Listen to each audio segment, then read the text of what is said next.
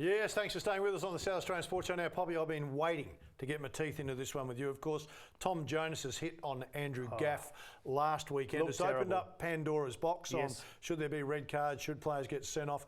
Where do we go with it? I just want to get your opinion. What are your thoughts? You know what? I've had an opinion on this for quite a while. And the reason I have is that I think there is the ability to abuse the rules as they currently are. And I'm going to use a completely exaggerated example, okay? Yep. I'll preface what I'm about to say it's completely exaggerated. Yep. But I want to do it to highlight a point. If, for instance, you're playing off in a grand final and you have carried a particular player on your list of 42 players, this player can't play football, but he can fight. He can't be stopped. Let's use Mike Tyson as an example. So he's an expendable. He's an expendable. He comes onto the field, he can actually demolish 4, 5, 6, 10, 12. No one's going to stop him. He is a fighter. He's not a footballer. Now, he can't be sent from the game. Sure, he can be suspended. He's an expendable. He's on that list to do a job given an opportunity. That's my dilemma. Now, would you expect to see it in sport? I say no. But you could see it in sport because under the rules, it can happen.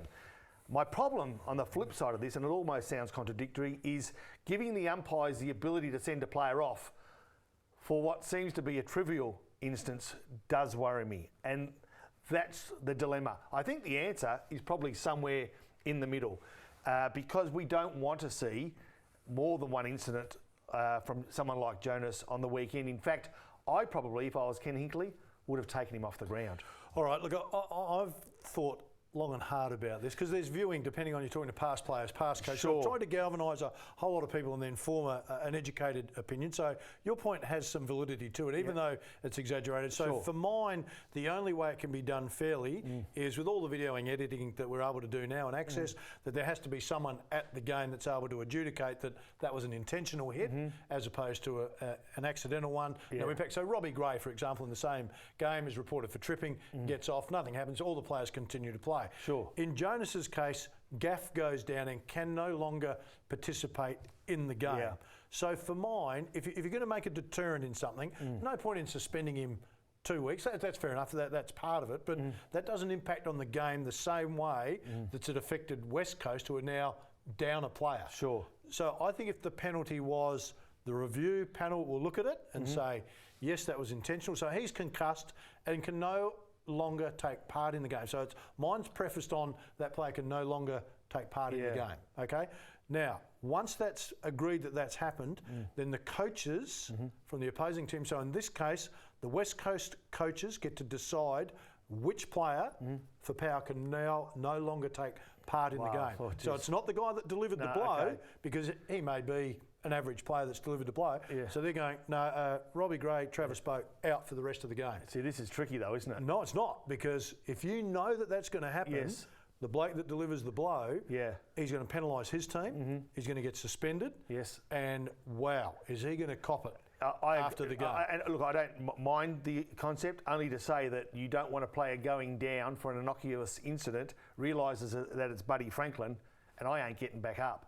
I'm not getting back up because guess what? If I don't and I'm off, we get to pick a player. Well, but the doctors have to tick off on it. So it's not just a one decision. So you can't fake it. So you can't say, Poppy, we want you to go down and pretend it was Buddy Franklin that hit you because then we're going to get Buddy out of the game.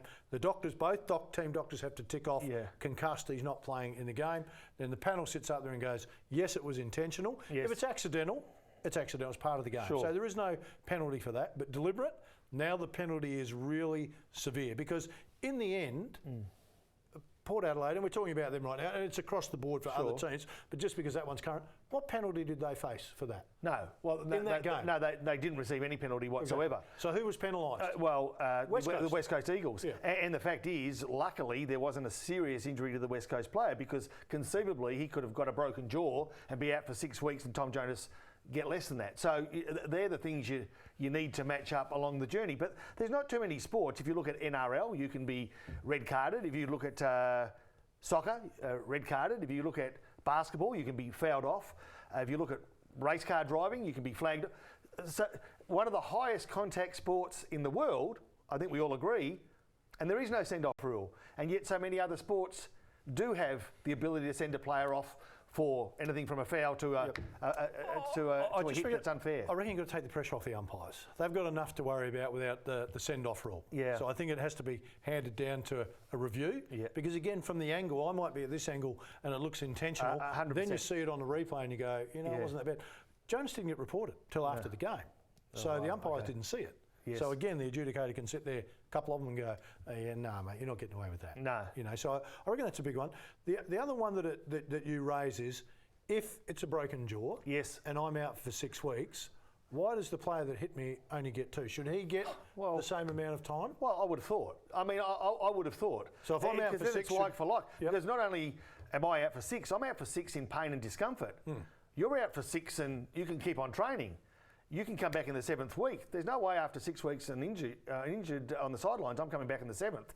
So to me, there are still some variances, but I'm hesitant to make changes because I, like most, are absolutely sick to death of the rule changes. So do we want another one? And it happens so rare these days. Do we need to consider it? I just say that I'd hate to see the red liner happen.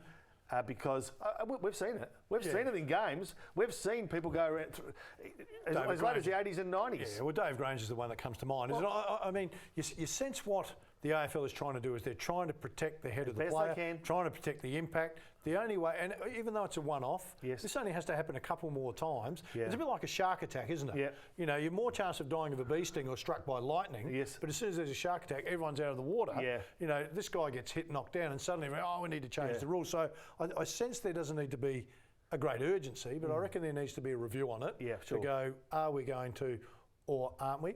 Crows right now, how do you see them placed? Big game for them this week. Yeah, it is. To me, the jury's still out as far as them being a top 4 side. I think we all thought they were ahead of where we thought they might be, but 2 out of the last 3 weeks, we really didn't see what we thought we might. Western Bulldogs, Geelong, and even against the Gold Coast last week, I thought the Gold Coast scored reasonably freely, given the amount of injuries they've got at the moment. I would have hated to see them against a top Gold Coast Sun side, but they need to beat someone like GWS. They really do. What's missing?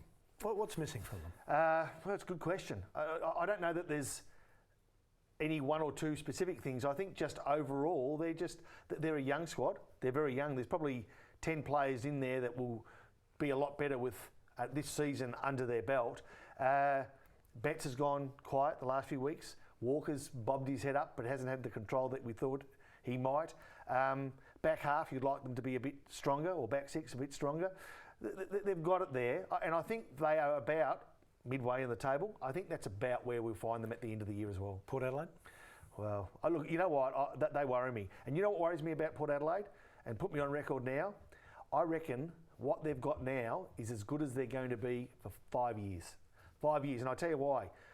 If you do the sums, and I haven't yet, but if you do the sums, I reckon if they haven't spent their salary cap and gone beyond it for the next 5 years, I'm not a good judge, because they have committed long term to Boak, to Wines, to Hartlett, to Ebert, to Ryder. They've committed long term to these players. Their salary cap is up here. So unless they can turn around what they've got, you've got what we're seeing. So not a lot of wiggle room there. Nah. Rodney Eade seems to be under a fair amount of pressure. There are only 17 players that are injured, so I'd be having some question marks over the fitness side of things, what's going on. Might be unlucky, but not for 17. Why is he under more pressure than Lyons? I think that the pressure comes from the Gold Coast Suns because of the performance of GWS as well. I agree. It highlights the contrast for 2 new sides in the competition. Look, I'm not sure that he should be, but certainly the Gold Coast aren't performing what we thought they might. And for Fremantle, I think there's an acceptance that the injuries for them has got them where they are. But I tell you what, I reckon that excuse would be wearing thin if I was a supporter or a sponsor. So, but there's my point. They're saying it's the injuries for Fremantle, but it's Rodney Eade's fault at Gold Coast. But Rodney's got more injuries. So I go, how does that add up? And I think your point is valid because GWS are doing so well.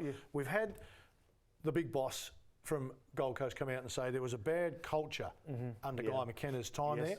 Rodney has cleaned that up, and now he's struck by injuries. Do you sense that Rocket will get another season after this, or is the pressure going to be too great? No, I think he will. Look, I hope he does, because I think he deserves it. I think you're right, that transition from a bit of a loose environment to tidying it up does take a bit of getting used to. You've been there, I've been part of clubs that are part of that. And then once that solid foundation's built again, and with a nice pre-season under you, I think they'll show probably what GWS have shown this year. They'll show it next year. Right, Poppy, Wednesday I went down and had a look at the new snooker setup at the West Adelaide Footy Club. It is the best setup in the Southern Hemisphere, if you don't mind. Big tournament on there this weekend, of course. The Ladies National Ranking event is on. Yes. Starts Friday morning. Of course, we're Friday night, so we've already missed some of that. But Sunday, semi-finals and grand finals. Got nothing on. Go down and have a look because it will be spectacular. Up the stairs, yes, West Adelaide Footy Club. That's at Richmond. City Mazda Stadium. City Mazda Stadium. Got to plug in for them. Yep, it is fantastic. Time for us to go. Hope you've enjoyed the show. Look forward to your company next week, everyone.